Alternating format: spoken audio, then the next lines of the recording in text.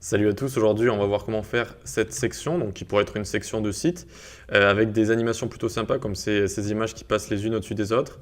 Ce titre aussi qui a un background dégradé. Voilà, plein de petites animations sympas et je voulais vous faire une section un peu inspirante, un peu un exemple de section qu'on puisse faire.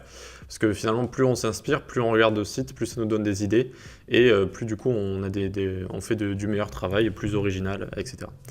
Donc, on se retrouve sur VS Code. Hop, je vous mets le lien en description du code source comme d'habitude. Donc là, j'ai juste fait un doctype, j'ai mis un titre et j'ai lié le CSS. Donc pour commencer, on va faire une section avec la classe section à propos. Section à propos, voilà. Donc je vous invite à bien faire de la sémantique dans votre HTML, c'est-à-dire bien utiliser tout ce qui est header, footer, section, article, nav. Ça va d'abord grandement vous aider à vous, parce que quand vous faites des projets qui prennent de la place, à force, on s'y retrouve plus du tout. Si vous faites, des fois, je vois des projets qui passent avec que des divs, etc., on ne comprend rien. Du coup, vous faites des sections, vous pouvez aussi faire CTRL-K plus C, et ça vous ouvre les commentaires. Au lieu de les écrire à la main, là, vous faites section à propos. Et là, du coup, on a une belle séparation, on voit bien ce qui se passe, etc. Donc voilà, je vous encourage vraiment à faire ça si vous le faisiez pas déjà. Hop, si vous le faisiez pas déjà, ou si vous ne le faites pas déjà. Bref, div classe, texte centre et marge bot. Voilà, dans cette div, on va faire un h2 avec la classe heading. Et dans cette classe, on va écrire il est temps de devenir un skater accompli. Voilà. Donc j'ai jamais fait de skate de ma vie, mais je me suis dit, je cherchais des belles images, et je me suis dit le skate, ils font de belles images en général. Donc div class row comme rangée, donc c'est là où on va avoir nos deux rangées ici, avec le texte et les images. Tac. Alors ça m'ennuie un peu de vous présenter ça comme ça parce que bon, je ne l'ai pas fait vraiment responsive, je vais juste vous montrer à la fin comment on peut facilement faire du responsive. Vous voyez, hop, c'est assez facile. Mais c'est vrai que juste en partageant l'écran en deux, ça fait pas, c'est pas top quoi. Mais bon, c'est pas grave, vous allez quand même comprendre. Alors, div class row, div class double col, comme double colonne. Là, on va mettre un h3 avec la classe heading text point margebot sm, margebot small. Ok, alors heading text margebot small, ouais. Ici, on va écrire apprenez et maîtrisez vos 3-6 flips. Je crois que c'est une figure en skate, hein, j'en suis quasiment sûr, mais si c'est pas le cas, ne m'en voulez pas. Ensuite, P, on va lui donner la classe paragraphe. Et on va faire un lorem de 30. Voilà. Une fois qu'on a fait ça, on prend le H3 et le P. On le colle. Et on va ici. Et on va faire un lien avec la classe btn text, donc bouton texte. On le fait pointer sur lien en faisant un hashtag. Et on écrit en savoir plus. En savoir plus avec le code ensuite, code HTML et rar, point virgule, ce qui va nous donner cette petite flèche comme ça. Voilà. Ensuite, on sort de cette div, on va ouvrir une autre, on va faire div class double col. Voilà. Donc là, ça va être toute notre partie image. Là, on va faire une div class composition. Voilà, c'est pour composer de nos images. Et une image avec une classe composition 2 fois underscore photo et avec la classe composition 2 fois underscore photo 2 points P1. Donc je vais vous expliquer pourquoi. Donc là on peut déjà le prendre et le copier 2 fois, 1, 2 pour nos 3 images. Donc en fait c'est une technique d'utiliser 2 classes comme ça, donc une qui est pareille, composition photo, et une qui est différente où on va faire P1, P2 et P3. Et du coup, la première va servir à faire tout ce qui est hauteur, etc. Et la deuxième va être tout ce qui est placement. D'accord? Comme ça, on pourra les placer où on veut les 3. Donc le SRC, ensuite, je suis allé sur Unsplash, j'ai tapé skate et j'ai pris des images rectangles. Donc hop. Alors ensuite, tac.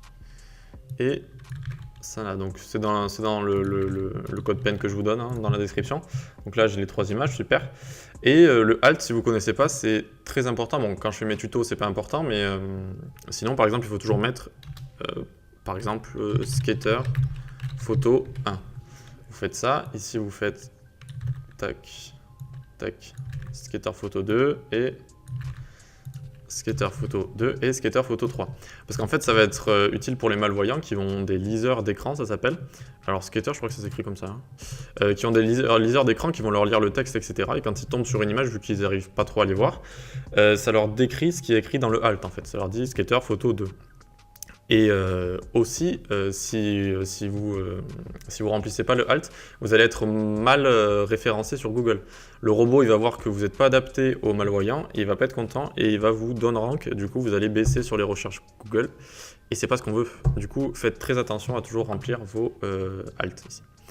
Et une fois qu'on a fait ça, c'est fini. On peut aller dans l'HTML, dans le style CSS. Donc, on commence, on fait l'élément route. Donc HTML, font size, on lui met 16 px, et font family, lato. Font family, lato. Donc on va utiliser rem pour tout ce qui est font size. Donc rem, je vous rappelle, par exemple si on écrit p font size de rem, donc là ça va être égal à 32 pixels. Donc rem ça prend l'élément parent, ça prend la font size de l'élément parent. S'il n'a pas d'élément parent, ça prend l'élément route, d'accord? Et la différence, M, ça prend directement l'élément route. Donc directement 16 px. Donc là, dans les deux cas, ça va prendre l'élément route, d'accord? Donc là, on va utiliser rem pour ce petit projet. Donc, P, on l'enlève. On fait body margin 0. Oula. Body margin 0, donc vu qu'il y a toujours un peu de margin. Ensuite, section à propos. Background color, on lui met une couleur sympa, F7, F7, F7, une sorte de blanc cassé.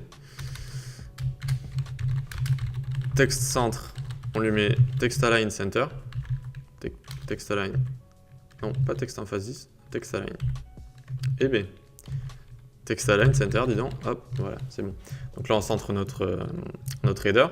Ensuite, on va faire margin bottom de rem. Ok, bottom. Voilà. Ensuite, on va s'occuper de notre heading et c'est là qu'on va faire notre premier effet sympa. On va lui faire ce background comme ça, dégradé, assez stylé. Donc, font size, on lui met 3,5 rem, donc toujours par rapport à l'élément HTML. Text transform, on va lui mettre uppercase, donc en majuscule. Voilà. Ensuite, font weight, donc le gras, on va lui mettre 700. Le display, il va passer de bloc à inline block. Ok. Et tac, tac, tac, on va lui mettre, donc on va s'occuper de notre dégradé. Pour ça, on va faire background image, linear gradient, de gauche à droite, donc to right, je vais y arriver, to right, virgule. Et là, j'ai trouvé deux couleurs qui vont bien ensemble, 3, 7, 3, 7, 3, 7, donc une sorte de couleur sombre comme ça, avec une couleur un peu dorée, C0, B2, 8, 3. Voilà. Donc ok, là on a vu qu'on a fait notre dégradé, sauf que ce qu'on veut c'est juste qu'il soit sur le titre comme ça. Donc pour ce faire, on va utiliser WebKit background clip et on va lui mettre texte comme ça. Très bien. Et maintenant qu'on a fait ça, on voit que le background est parti, sauf que le texte, il a sa couleur noire en fait. Et donc le background, il est derrière. Donc pour qu'on voit du coup ce background, ce fond, on va lui mettre au texte la couleur transparente. Et du coup là, on va voir, voilà, ça va faire ce petit effet sympa. Ce petit effet, il est bien cool hein. Pour les titres, n'hésitez pas à l'utiliser. Vous prenez deux couleurs qui vont bien ensemble, qui se contrastent avec le fond. Évidemment, on va pas mettre du blanc ou des choses comme ça. Et voilà, ça fait ce petit effet cool. Ensuite, on va mettre letter spacing,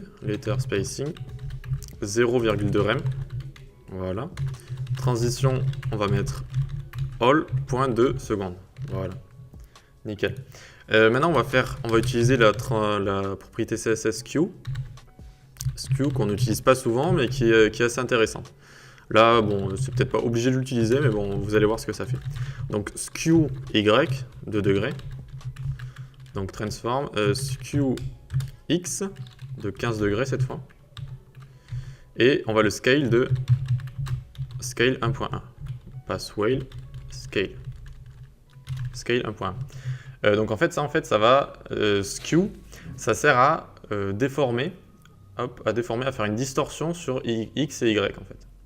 Et du coup, là, on voit qu'on fait la distorsion sur X et Y et on le scale de 0,1. Voilà.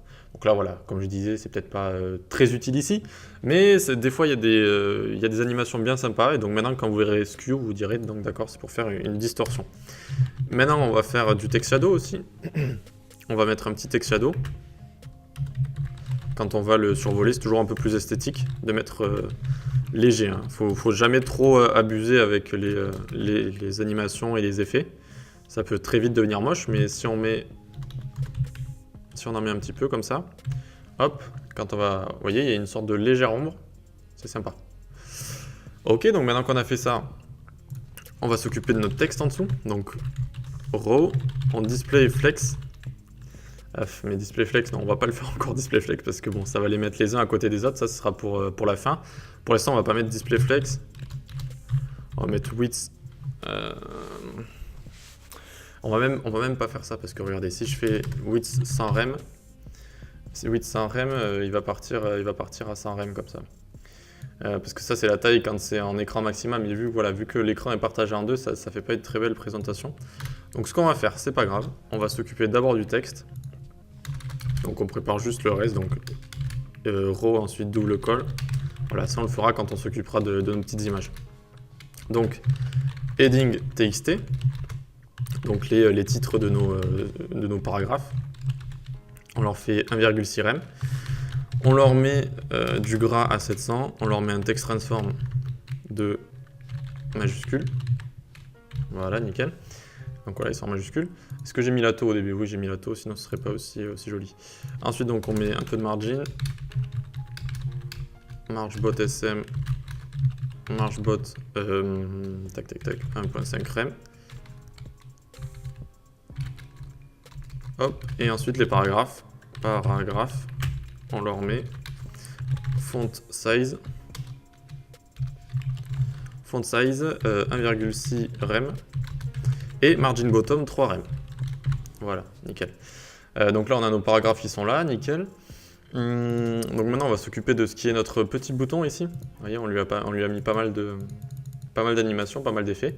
Donc c'est parti. Alors, juste je voulais regarder si margin bot SM, j'avais écrit avec une majuscule ou si j'avais fait une petite faute. Non, c'est bon, j'avais écrit avec une majuscule, nickel. Donc maintenant, on s'occupe de btn text, notre petit bouton. On fait font size 1,6 rem. Color, on va lui mettre la couleur black, voilà, comme ça. Quand vous utilisez des couleurs, Visual Studio, il s'en souvient après. C'est un peu moins embêtant à les écrire. Display inline block. Voilà, parce qu'à la base, c'est un lien, c'est inline. Text décoration. Text decoration, none. Voilà, donc on enlève la décoration du lien. Border bottom, 1 px solide. 1 px solide. Hashtag C. Voilà, il est juste en dessous. Le padding, on va lui mettre 3px. Et transition all, point 0,2 secondes. Ok. Donc maintenant, on va faire, quand on va le hover et quand on va l'active, on va lui faire un petit effet sympa de user interaction, vous allez voir. Alors, btn text, d'abord hover. Alors, j'ai tout le temps VS Code qui s'actualise à côté. J'espère que c'est pas trop dérangeant. Background color. On va lui mettre 3, 7. Voilà, donc là on va faire la technique de mettre le background sombre et la couleur un peu plus... Voilà, la couleur gold, comme ça, ça va faire joli. Box shadow. On lui met un box shadow, donc 0, 1 rem, 2 rem, RGBA en noir, 0, 0, 0, et 0.15. Voilà, nickel. Et enfin, donc, pour faire notre petit effet, on va le faire translate légèrement sur Y, donc transform translate sur Y de moins 2px. Donc très légèrement. Regardez, quand je vais passer au-dessus, le background va changer, etc. Et il va légèrement monter en fait. Et ensuite, quand on va cliquer dessus, on va légèrement le descendre et ça fera cet effet de bouton cliqué en fait. btn text, 2 points active. Donc quand on va cliquer dessus, quand c'est active, box shadow 0, 0.5 rem, 1 rem et RGBA 0, 0, 0, 0, 0.15. Toujours un peu long à écrire, hein, c'est Box Shadow. Et ensuite, on va le transform sur Translate Y. Voilà. Et on le fait retourner à 0. Nickel. Donc là, regardez, ça va légèrement monter. Et quand on va cliquer, ça va légèrement descendre. Et du coup, ça va faire ce petit effet sympa. C'est très important parce que, par exemple, les personnes âgées, ils savent pas trop quand il faut cliquer, etc. Ils savent pas trop s'ils ont cliqué. Et c'est vrai qu'il n'y a rien de plus embêtant qu'un bouton qui n'a pas trop d'interaction comme ça. Et on ne sait pas si on a cliqué, si on n'a pas cliqué. Donc, une fois que ça c'est fait, on va pouvoir s'occuper de nos photos. Alors, donc on laisse encore ça vide. Hein. Ça, on va le faire à la fin, en fait, pour nous donner cet effet avec les deux à côté, comme ça. Mais je pense que vu que je vous montre là, vaut mieux que je les laisse pour l'instant comme ça, les uns au-dessus. Et je vais m'occuper des photos là. Je vais m'occuper des photos. On y reviendra après. Alors, composition. Pose relative, vu que les photos seront en position absolue. Margin top, on le décalera du top de 2,8 rem. Là, voilà. Donc là, on va encore plus voir l'effet. En dessous aussi, vous voyez, il y a le box shadow. Bon, chez vous, vous devez le voir un petit peu mieux. Mais du coup, quand on va même cliquer, le box shadow, il va devenir plus petit. Hop, c'est sympa aussi. Donc, composition underscore photo. On leur met une width de 55%. Voilà, ça va les rétrécir normalement. Voilà. Box shadow, donc c'est 55% de leur conteneur. Hein. 1,5 rem. 4 rem. Donc on leur met du shadow, hein, des ombres. Ça va faire plus joli. 0,0, 0,4. Hop, 0,0, 0,4. Border radius, on leur met 2px. On l'arrondit un peu, c'est toujours plus esthétique. Ensuite, on leur met une position absolue. On va faire ce système de layer avec Z-index. Et de transition, on va tout prendre et 0,2 secondes. Voilà. Et donc, on va utiliser la propriété outline offset de rem. Nickel. Donc, hop. Donc là, vous voyez, on n'en voit plus qu'un parce qu'ils se sont mis tous au-dessus des autres avec la position absolue. Ils sont tous sortis du flow et ils sont mis les uns au-dessus des autres. Et donc maintenant, on va pouvoir les déplacer un par un avec la fameuse... vu qu'on les a nommés comme ça en HTML. Vous vous rappelez? Ici, tac, on a mis composition photo à chacun et puis les autres, on les a changés comme ça. Donc composition photo P1, on va lui mettre left 0 et top moins 2 rem. Voilà. Là, ils vont commencer à se déplacer. Moins 2 rem, ok. Ensuite, on va mettre... On peut le copier deux fois, ça. Hop, hop, à chaque fois on change juste ça. Ok, donc là on va mettre top 2 rem cette fois, pas moins 2, et on va mettre right à 0. Voilà.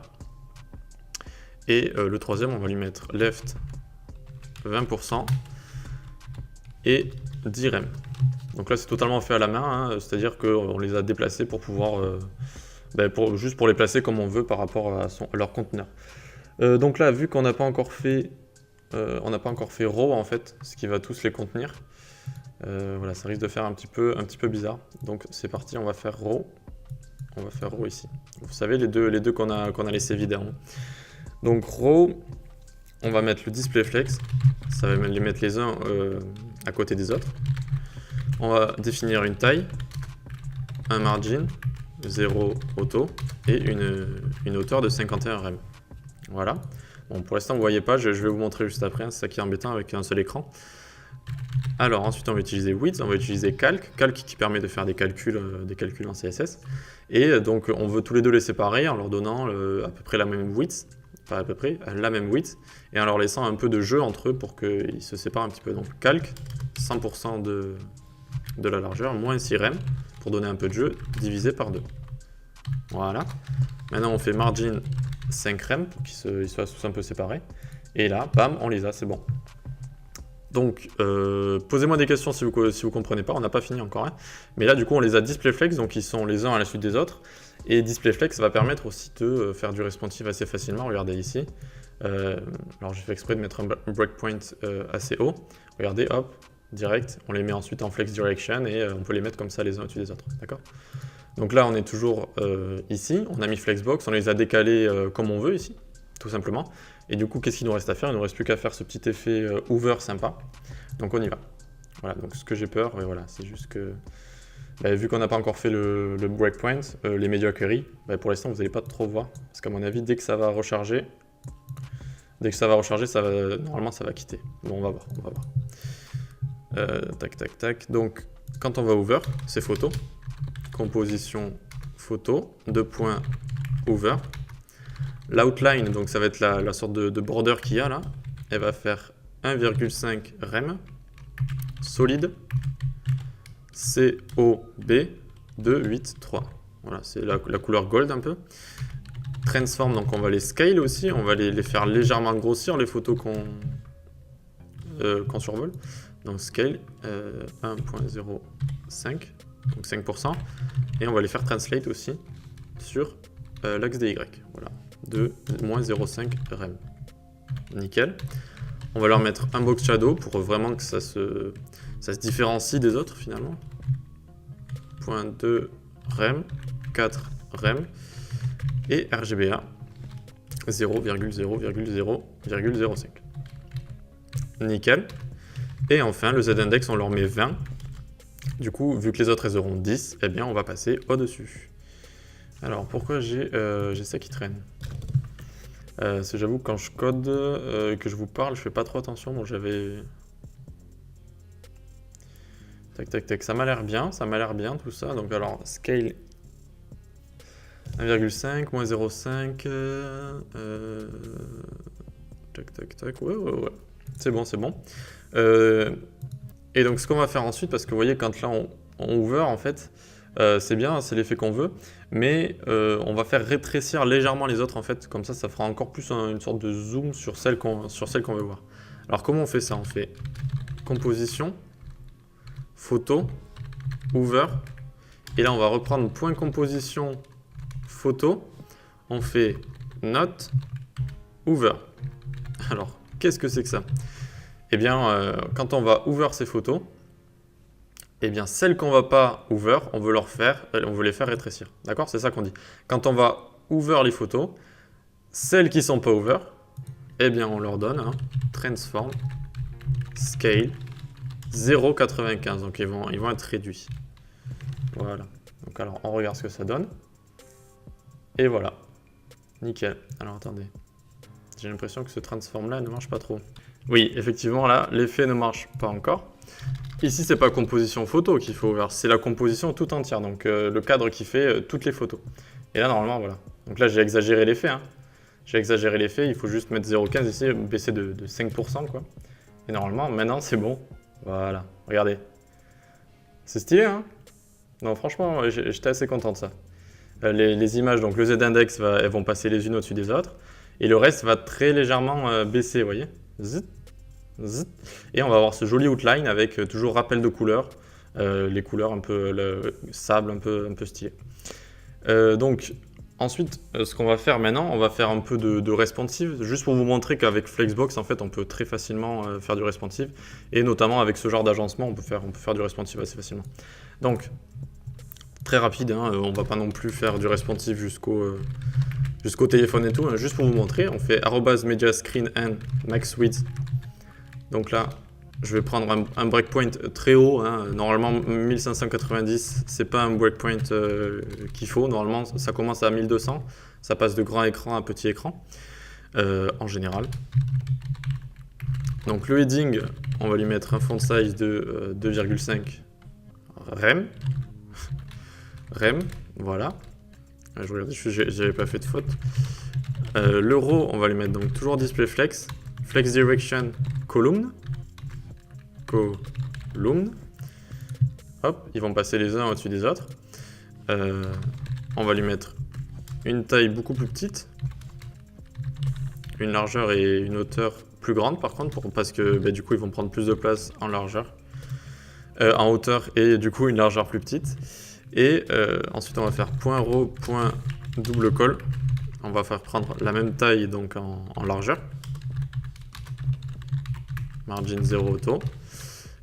Et hop. Et .row, .double call, .nth child 2. Donc on prend le deuxième enfant de double call. Et juste, on va lui mettre un petit padding top. Voilà, nickel. Donc juste pour vous montrer si vous voulez, le deuxième enfant en fait de double call, c'est les photos en fait. On leur met juste un petit padding top. Donc voilà, donc quand on est en dessous de 1590, ça fait ça. Ce qu'on fait, on le place en direction de colonne. Alors je vais juste rétrécir ça. Donc ça passe de rangée à colonne. Donc voilà, ils se mettent les uns au-dessus des autres. Que dire de plus, la largeur est de 40 rem. Et la hauteur, on l'a grossi vu qu'ils vont passer les uns au-dessus des autres, donc ils vont prendre plus de place. D'accord? Donc on a grandi la hauteur aussi. On peut même l'agrandir un peu plus parce que... Voilà, nickel. Nickel. Donc on agrandit la hauteur, on rétrécit la largeur. Là, on met la même largeur que le contenant. Et voilà, on met margin 0 auto et on fait un léger padding top aux photos pour que ce soit un peu séparé de là. Voilà, donc juste pour vous montrer que avec Flexbox, c'est avec ce type d'agencement de carré à côté de carré, quoi, finalement, d'éléments comme ça qui sont les uns à côté des autres. Mais après, c'est très facile en mode iPad, en mode téléphone, de juste passer en colonne. Et du coup, ben, voilà, on passe directement, on fait du responsive directement en colonne. Et là, même si on veut aller, parce que bon, là, en mode téléphone, là, ça va pas marcher. Hein. D'ailleurs, vous pouvez voir ça en faisant F12. Hop, ensuite, vous cliquez ici. Et là, du coup, vous pouvez faire le mode téléphone. Vous voyez, donc ça, c'est le mode téléphone. Donc évidemment, il faut travailler sur le responsive. Là, on ne va pas faire le mode téléphone ici. Mais le mode téléphone, vous pouvez aussi faire le mode colonne sur vos 3 images après. Quand vous arrivez sur un téléphone trop petit, là, comme ici, du coup, vos 3 images, vous pouvez aussi les mettre en colonne. Et puis, vous rétrécissez un peu le texte. Là, vous faites que le fond, il prend 100%. Et du coup, ce sera, voilà, c'est plutôt facile à faire du responsive comme ça. Donc voilà, j'espère que ça vous a plu. Likez, partagez, aidez-moi à faire grossir cette communauté. Et puis voilà, hein, on se dit à la prochaine, on se dit à demain. Ciao!